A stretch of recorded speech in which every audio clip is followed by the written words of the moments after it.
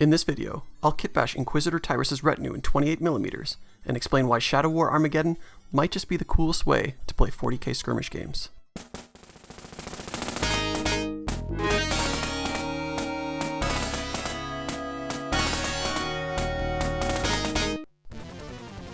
The original Inquisitor is a narrative-driven skirmish game that focuses on telling a story with interesting characters. 3 such characters were the original Inquisitors introduced in the game's rulebook, each representing one of the 3 major holy ordos of the Emperor's Inquisition. The Ordo Xenos, who investigate exotic alien threats, the Ordo Malleus, who investigate malicious demonic threats, and the Ordo Hereticus, who investigate heretical human threats. Each Inquisitor included in the game had their own unique followers, which represented different classes available to the characters in the game. The retinue of Witch Hunter Tyrus included Devotee Malekith of the Cultist and Fanatic class, Sergeant Stone of the Imperial Guard Veteran class, and Enforcer Barbaretta of the Enforcer class. So, in the spirit of the Inq28 community, we'll want to recreate each of these fighters in the 28mm scale. In 2025, we are spoiled for choice when it comes to Inquisition miniatures. Any of the Cotter Redemptionists would make a perfect starting point for Malekith. This Deathworld veteran in the Inquisitorial Agents box is a dead ringer for Stone, and you couldn't go wrong using the Orlok Arms Masters and Wrecker's Kit to make Barbaretta. Honestly, between Necromunda and Kill Team, you can create just about anything in the Inquisitor universe. I've been sitting on a box of Inquisitorial Agents since they were released, so I'm starting there. I assemble Sergeant Stone without any kitbashing whatsoever. I briefly considered converting him to match the pose of the Inquisitor model, but decided against it. This pose with him slinging his weapon over his shoulder was just too cool to modify. This kit also includes a model holding a huge, 2-handed Eviscerator, the same weapon that Malekith wields. I use a different body from this set as the basis for Malekith. For his head, I use a hooded head from the Cotter Bits pack.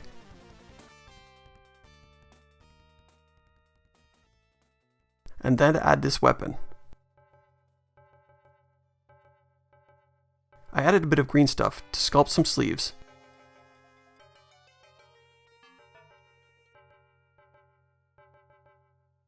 And a holy book I'll add to his belt to match the original. I may also add some shoulder pads to him, but I haven't decided on that yet.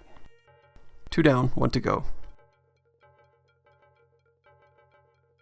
Since I don't have the Exaction Squad to hand, I decide to kitbash Barbaretta with bits that I have on hand. I use some legs from the Blood Bowl Reichland Reavers and the female torso from the Van Saar kit.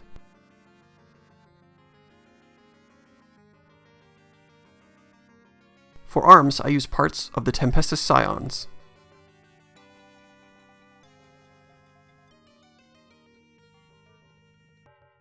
I also use this Aquila as an icon for her shield, which I take from the Van Saar kit. I add a small shield slit using this trimmed down dreadnought piece.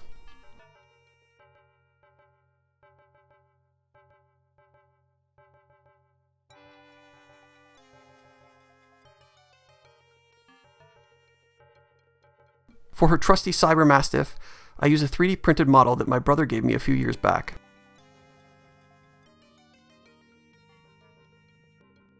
I convert it a bit to make it fit on a smaller base, and have it in a bit more of a running pose.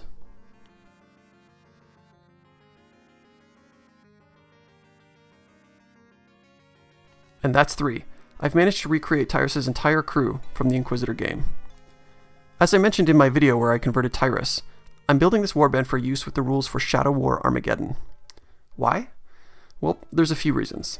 Let's rewind back to April 2017. Games Workshop announces a brand new game called Shadow War Armageddon.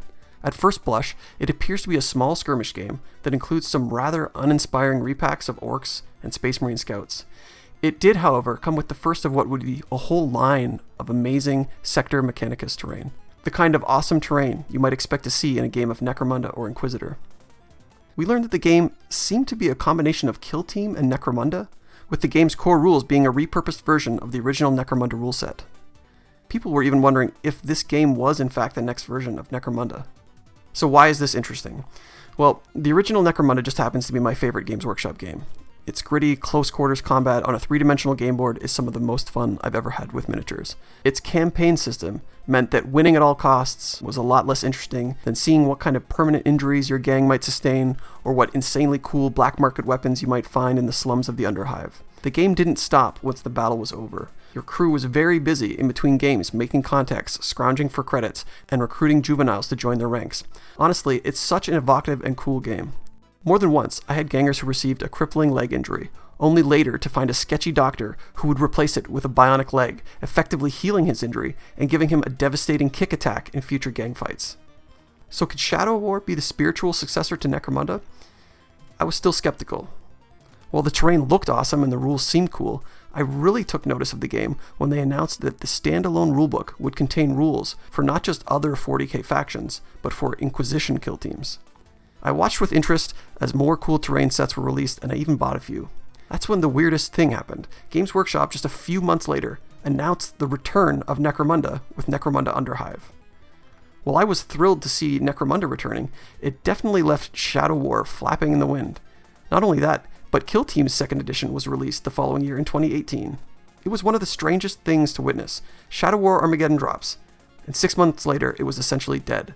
It was the fastest death of a Warhammer spin-off game that I had ever seen, and in a weird way, this is one of the primary reasons I'm now interested in the game again. But I'll get back to that in a minute.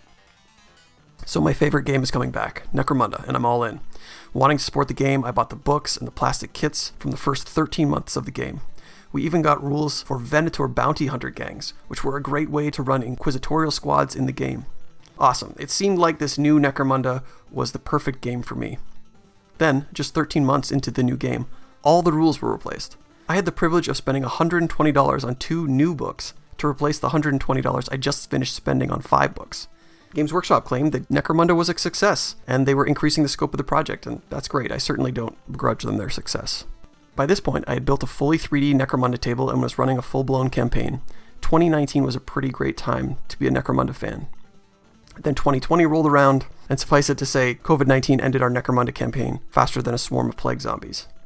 But the pandemic didn't halt Games Workshop's releases. Far from it. With everyone stuck indoors, their sales boomed. Kit after kit and book after book was released for Necromunda. Some seriously cool models and lore now round out the Necromunda setting. But as the game master and arbitrator of the campaign, I tended to be the person to supply all the rules and occasionally the models for my friends, and I just couldn't keep up with the releases.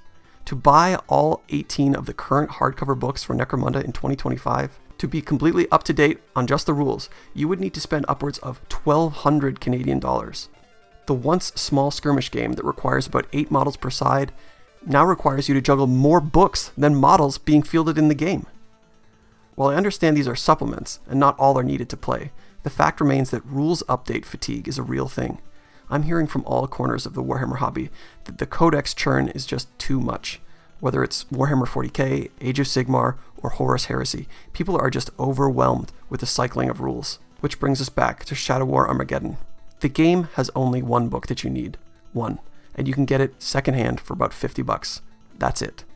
You could easily learn the core rules in one session, and you can read all the rules for your faction in about 10 minutes, which is great. It's also pretty versatile, covering most of the factions available for 40k. You could even run your Necromunda gangs as Genestealer cultists if you wanted to. The rule set is concise yet deep, allowing for excellent campaigns in the 40k universe. Kill Team, Inquisitor, and even Necromunda games can all be played with this one rulebook, and I think that's pretty awesome. With how much time we invest in modeling and painting our miniatures, it's a relief to be able to build a small warband for a set of game rules that you know is not going to fall out from under you. Part of the appeal of the Inq28 community, more generally, is that you're building miniatures for their own sake, and that you can use whatever rule set you want when you want to play a game. That said, reading over the rules for the Inquisition kill team, I get inspired to include a Crusader in my warband. Since I don't have the excellent Gottfried de Montbard Crusader model, I decide to kitbash a Crusader of my own. As a base, I use a female Stormcast Eternal from the Soul Wars box game. Then I replace the weapon with a sword and modify the shield. First, I cut away the shield's emblem and sand it smooth. Then I add this storm shield on top of it to serve as the new emblem. To achieve this, I use my Dremel to grind away the back of the storm shield, making it thinner, which allows me to make it more easily conform to the curved surface of the Stormcast shield. I also replaced the small trinket with an inquisitorial one.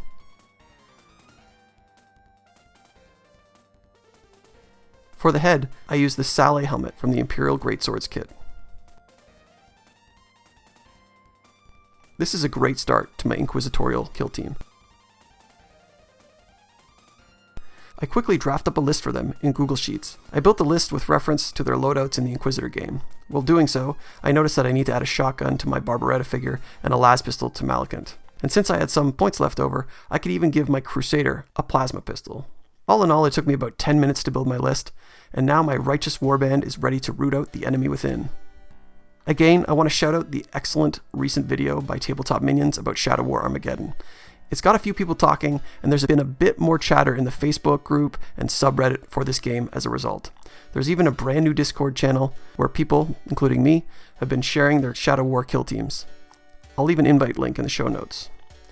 I've got more things planned for using Inquisitor warbands in Shadow War, so leave a like and subscribe if you want to see more Inq28 kit bashes on this channel. This is Xander's Arcane Study. Thanks for watching.